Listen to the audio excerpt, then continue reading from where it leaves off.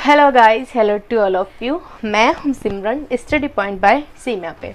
आपको पता है हमारे channel study point by Seema पे चल रहा है CET BSTC वनपाल वन रक्षक का सिलेबस। इसके जो कॉमन टॉपिक, जैसे कि आपको पता है सारे एग्जाम में राजस्थान जीके जो कि कॉमन है, जो हम पहले जो कि क्लियर कर रहे हैं, और अभी हम पढ़ रहे हैं राजस्थान इतिहास का टॉपिक मेवाड़ का गोहिल राजवंश के अपने राणा लाखा और मेवाड़ के भीष्म पितामह राणा चूड़ा के बारे में। आप सभी को मेरा जय हिंद, जय भारत, जय राजस्थान। आइए चलिए हम पढ़ते हैं राणा चूड़ा के बारे में, और आप सभी को एडवांस में 15 अगस्त की ढेरों शुभकामनाएं। राणा चूड़ा जो कि राणा लाखा के पुत्र थे, ये आप सभी जानते हैं कि मेवाड़ के भीष्म पितामह किसे कहते हैं। फर्स्ट क्वेश्चन ये बनता है आपके यहाँ पे कि मेवाड़ के भीष्म पितामह किसको कहा जाता है। आपका ये पहला क्वेश्चन बन गया और ये बहुत ज़रूरी है। क्या हुआ था कि जो राणा लाखा है उनके काल में उनके पुत्र दो थे राणा लाखा के, चूड़ा और मोक्कल। तो क्या हुआ था कि मतलब जब राणा लाखा का काल था, स्पेशली लाखा के काल में जो मंडोर मारवाड़ के जो शासक थे जिनका नाम था रणमल, तो मारवाड़ के शासक जो रणमल थे उनकी बहन थी जिनका नाम था हंसाबाई। तो रणमल ने ये रखा कि जो उन्होंने ये प्रस्ताव रखा कि मतलब राणा लाखा के पुत्र हैं राणा चूड़ा, उनके साथ जो कि मेरी बहन हंसाबाई का विवाह हो। तो ये प्रस्ताव रखा, लेकिन जब विवाह अवसर पर, आपको पता है पहले विवाह जो कि स्वयंवर टाइप हुआ करता था स्पेशली, तो उसमें क्या हुआ था, जब विवाह स्थल पर राणा चूड़ा नहीं आए तो सब क्रोधित हो गए, और राणा चूड़ा नहीं आए तो राणा लाखा यानी कि चूड़ा के पुत्र ने उनको इस स्थिति को अपने फेवर में, और एक एज मजाक कहा जाता है कि राणा लाखा ने मजाक के तौर पे ये कह दिया कि मेरा पुत्र नहीं आया तो इसके यानी कि हंसाबाई के साथ हम विवाह करेंगे। तो ये कहते ही उन्होंने ये मजाक किया, लेकिन ये प्रस्ताव हंसाबाई और उसके भाई रणमल ने तय कर लिया कि मेरी बहन आपके साथ शादी करेगी। उस टाइम राणा लाखा 62 वर्ष की वृद्धावस्था में थे। बेटे के साथ होता होता यदि बाप के साथ रिश्ता हो 62 वर्ष की उम्र में, तो ये तो आपको पता ही है, तो अगला जो पक्ष होगा वो तो कोई शर्त रखेगा। तो रणमल ने ये पक्ष रखा, ये शर्त रखी कि आपके साथ शादी होगी तो मेरी बहन जो है उसका जो पुत्र होगा वो इस मेवाड़ का शासक बनेगा अगला, ना कि राणा चूड़ा। आपका पुत्र राणा चूड़ा नहीं, मेरी हंसाबाई जो बहन है जिसका विवाह लाखा के साथ आपके साथ होगा, तो उसका जो पुत्र होगा वो मेवाड़ का शासक होगा।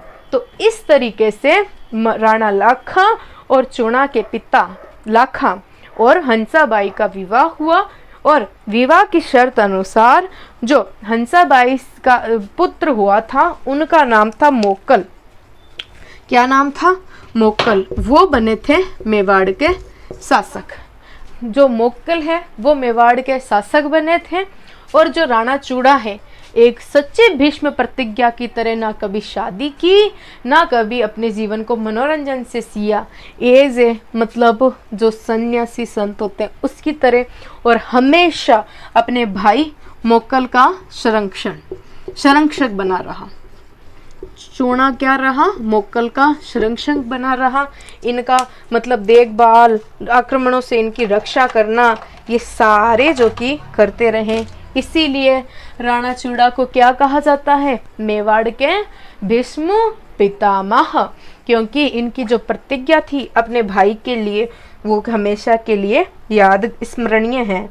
फिर बात है मोक्कल को सिंहासन के बिठाया। फिर है इसके बाद में कि ये हो गया। फिर उसके बाद में है बूंदी के नकली दुर्ग की कथा। ये यहाँ तक हो गया, मोक्कल संरक्षक बन गए। अब जो बूंदी का एक नकली दुर्ग बना, बूंदी का नकली दुर्ग, क्योंकि यहां से स्टार्ट किसका हो जाता है? शासन राणा मोक्कल का। बूंदी का नकली दुर्ग, इसके बारे में मैं आपको बताती हूँ कि नकली दुर्ग क्या और क्या मैटर हुआ था। बूंदी का नकली दुर्ग,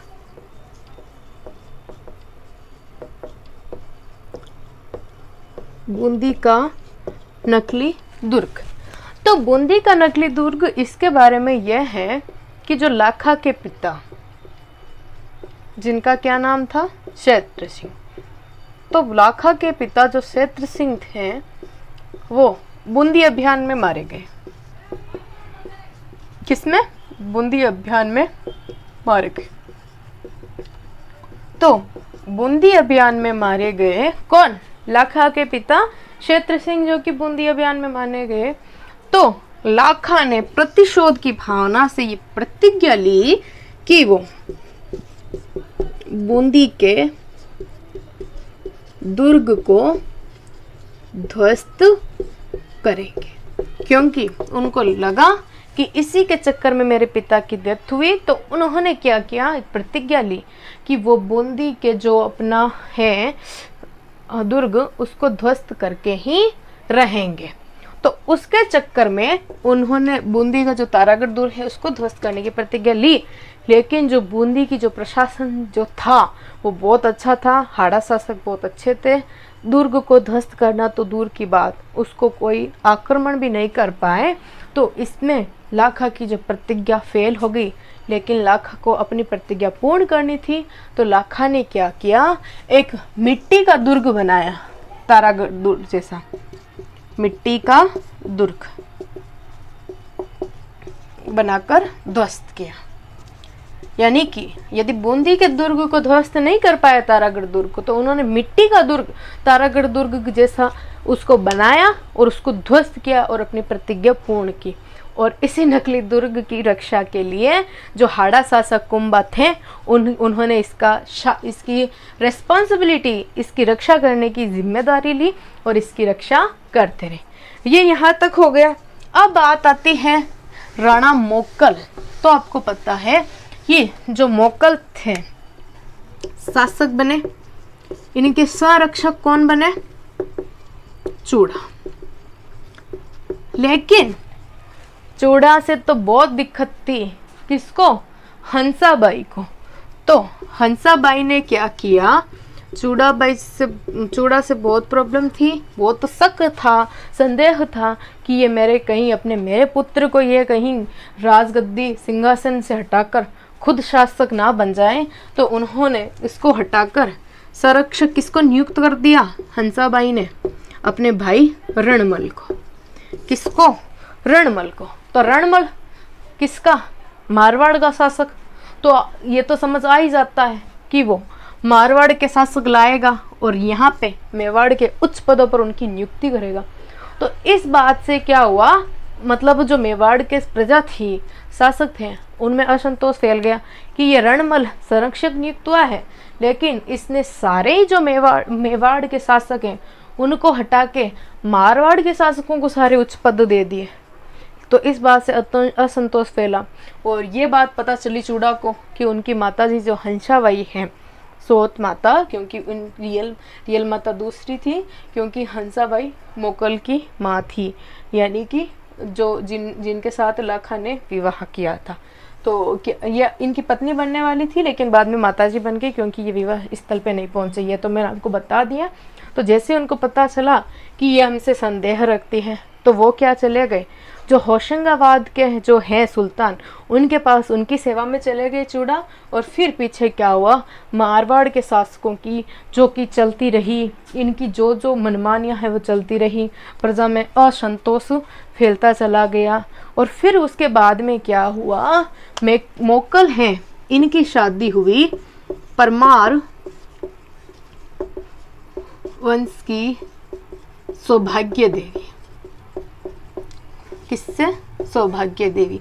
और सौभाग्य देवी और मोक्कल से पुत्र हुआ जिसका नाम था राणा कुंभा। इसके बाद की कहानी आपको मिलेगी एक वीर योद्धा, एक ऐसा योद्धा जिसका नाम लेते ही सारे मेवाड़ की वीरता शौर्य सामने आ जाता है। तो राणा मोक्कल ये हो गए। अब राणा कुंभा को पढ़ने से पहले हम राणा मोक्कल की कौन कौन सी विजय हैं और कौन कौन की उनके साथ जो उनके जीवन में हुई उनको हम थोड़ा सा देख लेते हैं।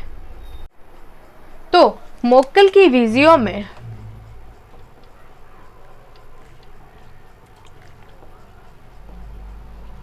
सबसे पहला है 1428 में रामपुरा के युद्ध में। जो रामपुरा का युद्ध था उसमें, रामपुरा कहाँ है के युद्ध में भीलवाड़ा में नागौर के फिरोज खां को पराजित किया। ये इनकी फर्स्ट उपलब्धि है कि इन्होंने जो नागौर के फिरोज खां हैं उनको भीलवाड़ा रामपुरा के युद्ध में जो कि हराया था। फिर इनकी दूसरी उपलब्धि है 1433, वो है जिलवाड़ा युद्ध।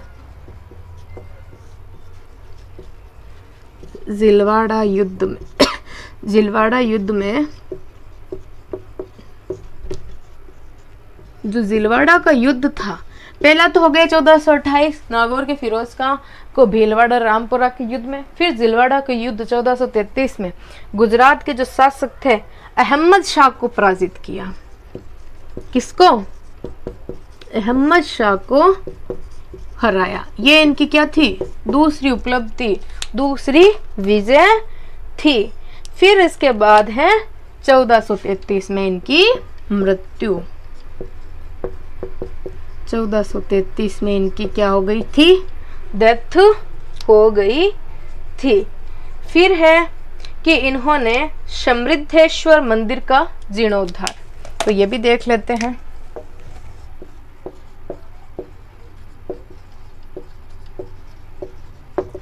समृद्धेश्वर मंदिर का जीर्णोद्धार, तो क्वेश्चन आ जाए कि समृद्धेश्वर मंदिर का जीर्णोद्धार किसने करवाया? तो समृद्धेश्वर मंदिर का जीर्णोद्धार करवाने वाले राणा मोक्कल थे। फिर है इन्होंने और क्या किया? तो इन्होंने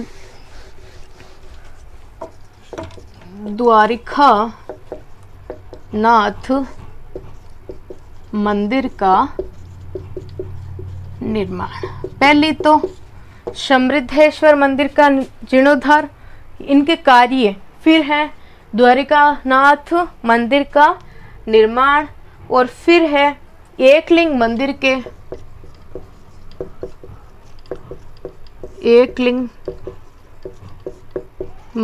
के चारों ओर